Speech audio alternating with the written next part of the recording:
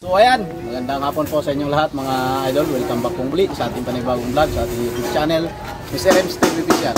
So this vlog po mga idol ay mayroong unit tayo na ilalabas, itong ating poly-electric na tri-wheels. So pure stainless po siya mga lodi, at siyempre upgrade na po lahat nito mga idol, yung manubela, upuan. At sa kung mapapansin po niyo mga idol, harapan po yung magiging pasahero sa unit na ito.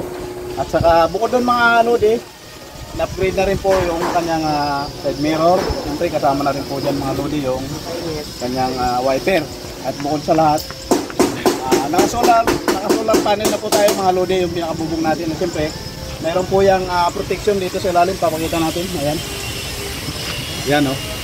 Napakaganda yung mga lodi. Stainless na yung kanyang pinakakisame. Tapos yung pinakabubong yung mga lodi ay solar. Ayan. So dito naman po mga lodi, nakikita nyo naman, upgrade po yung gulong dito sa harapan at saka itong pinaka-shock. Ayan, upgrade na po yan mga lodi. 14 by 400 tong 12 by 400 po mga lodi yung ginamit na gulong saka yung mag. At siyempre, mapapansin po niyo mga lodi, yung pinaka-bumper dito sa harapan ay tubular na stainless na 2x2. Ayan. So ipapakita ko sa inyo mga lodi. So ganito po yung magiging forma pagka nakasakay po kayo. Ayan, ganito.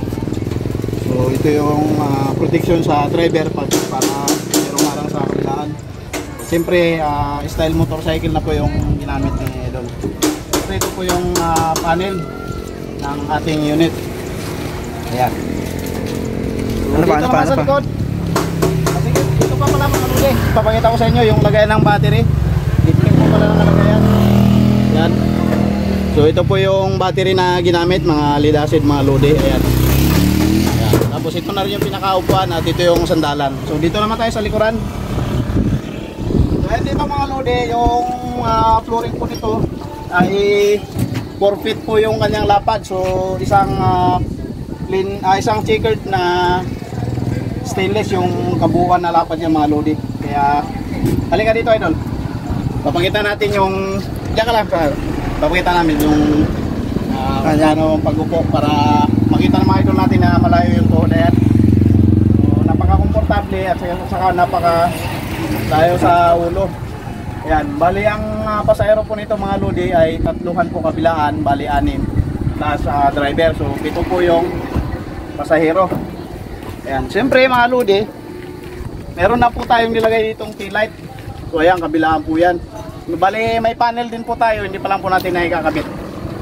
Dito naman po sa mga side wheel natin ginamit, kabilaan po ay naka-mags type na po tayo. Ito po. Ayan. Siyempre mga naka-disc brake na rin po yan mga lodi, kabilaan. Okay. So ayan mga lodi, kapag gusto nyo palang magpagawa ng ganitong klase ng electric tri-wheels, ang halaga po niya ay 130,000. Punta lang po kayo dito sa Villa Estela Subdivision, Barangay Baclaran, Cabuyao, Laguna. Looking for Emir Mahinay or Eric Mahinay mga lodi. Ayan, napakaganda nito mga lodi, kaya ano pang inantay nyo, magpagawa na po kayo kaysa sa bumili kayo ng mga normal na mga electric na mabilis mabulok. So ito po mga lodi ay talagang panghabang buhay na po talaga siya na gagamitin. Bali mag-upgrade lang po kayo sakaling gusto nyo mas mabilis na takbuhan. Mag-upgrade po tayo ng battery at saka yung motor. Siyempre i-upgrade na rin natin yung controller nya, gagawin na rin natin programmable. Yan, maraming salamat mga lodi, God bless.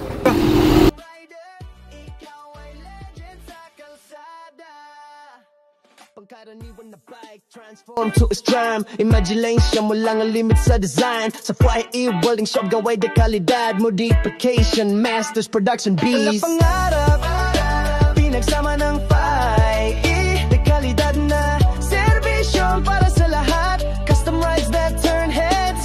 Welding magic that never ends. Lahat ng pangarap ay matutupad. Sa FYE welding shop, walang imposible.